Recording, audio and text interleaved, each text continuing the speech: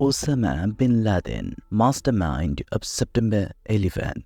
Once upon a time, in the rugged mountains of Tura Bura, there lived a man whose name would echo through the annals of history, Osama bin Laden. This is not a tale, not just of a man, but of a dark chapter that unfolded on September 11th, a day etched into the collective memory of the world. Our story begins in the dusty streets of Jeddah, Saudi Arabia, where Osama bin Laden was born into a wealthy and influential family. Raised in the lap of luxury, the young Osama was exposed to teachings of fundamentalist Islamic scholars, shaping his worldview from an early age.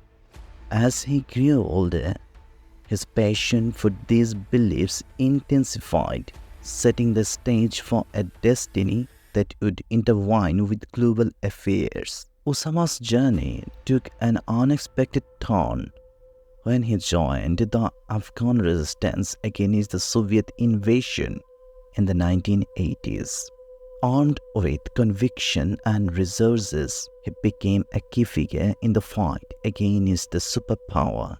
The mountains of Tura Bura, a rugged and formidable landscape, became the backdrop for his rise as a leader. As the Soviet Union withdrew from Afghanistan, a new world order emerged, and Osama's vision expanded. He dreamed of creating a global Islamic state, free from what he saw as the corrupting influence of Western powers. His charisma and wealth attracted like-minded individuals, and Al-Qaeda was born, a shadowy organization that would cast a long, ominous silhouette over the world. The narrative takes a darker turn as we approach the fateful day of September 11, 2001. On this day, the targets were selected in early 2001 with the intention being to hijack a number of commercial airplanes and fly them into buildings in suicide terrorist attacks. The Twin Towers,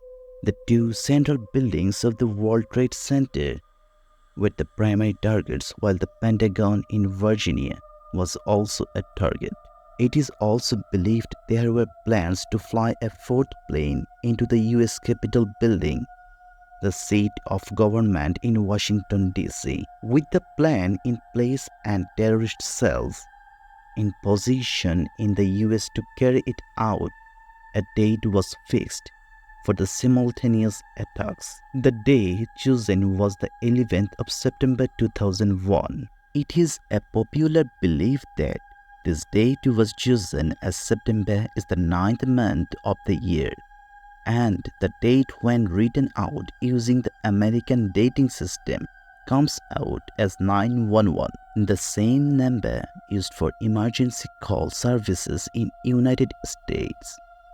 However, it seems more likely that bin Laden chose the 11th of September, as it was the day in 1683 when John Sobieski III, the King of Poland, arrives at Vienna, the capital of Austria, which was under siege by the Turkish Ottoman Empire. The siege was broken by Sobieski, marking the conclusion of Ottoman expansion in southern Europe. Prior to it, the Christian world had been under pressure for centuries from Muslim expansion in the Eastern Mediterranean and the Balkans. But after the siege of Vienna, the Christian Western powers began to encroach into the Muslim world. Bin Laden chose this symbolic date as a statement that these attacks on the United States by Al-Qaeda in 2001 would mark a new turning of the tide back in favor of Islam. On the morning of the 11th of September 2001, the 19 hijackers operating in independent cells began to implement their orders. 5 hijackers boarded American Airlines Flight 11, which was scheduled to fly out of Logan International Airport in Boston at 7:59 a.m., bound for Los Angeles International Airport. 5 others boarded United Airlines 175, which was making the same journey from Logan to Los Angeles. That plane took off from the runway in Boston 15 minutes after American Airlines Flight 11.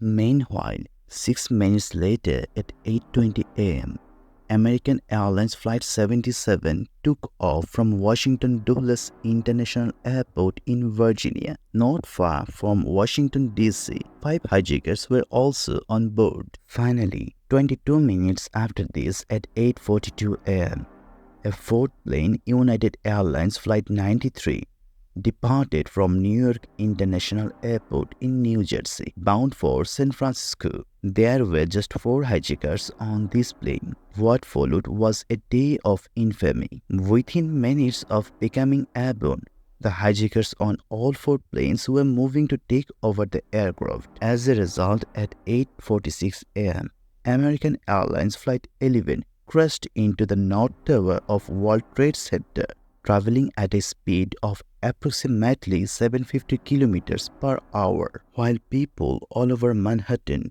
wondered if this could have been an accident, United Airlines Flight 175 was changing direction in the skies. At 9:03 a.m., 17 minutes after the first plane had hit the North Tower, it crashed into the South Tower at a speed of 800 kilometers per hour. Just over half an hour later, American Airlines Flight 77 hit the west wall of Pentagon in Virginia. Only United Airlines Flight 93 missed its target as it crashed into a field in Pennsylvania, while the passengers were attempting to wrest control of it from the hijackers. The plane crashes were only the beginning of the carnage. When the planes struck the Twin Towers, well over 10,000 people were already inside, beginning their day's work, with the elevators crippled by the damage from the initial impact and fires devastating the upper floors. The evacuation efforts could only proceed at a moderate pace, as people had to head down dozens of staircases. The upper stories where the planes had hit were turned into an inferno, and within minutes many of those who were still alive were jumping to their deaths. The South Tower, which had been hit second, collapsed at 9:59 a.m. It was followed 29 minutes later by the North Tower. In total, it is believed that 2,606 people lost their lives in the towers and on the ground, along with 147 passengers and crew on the 2 planes. The damage at the Pentagon was less severe, but even here 125 died on the ground, along with 59 crew and passengers. The 40 crew and passengers on United Airlines Flight 93 all lost their lives. The September 11, 2001 attacks accordingly were the most devastating terrorist attacks in world history. Moreover, because media outlets had begun covering the story within minutes around the world and footage of the planes striking at the towers was soon available, the psychological impact of the attacks was unparalleled as an act of terrorism. At first, bin Laden denied having been involved in planning the 9/11 attacks on the United States. On the 16th of September, a statement was made by him, which was subsequently broadcast by Al Jazeera, in which he denied responsibility. The aftermath of these attacks altered the course of history and set the stage for a global war on terror.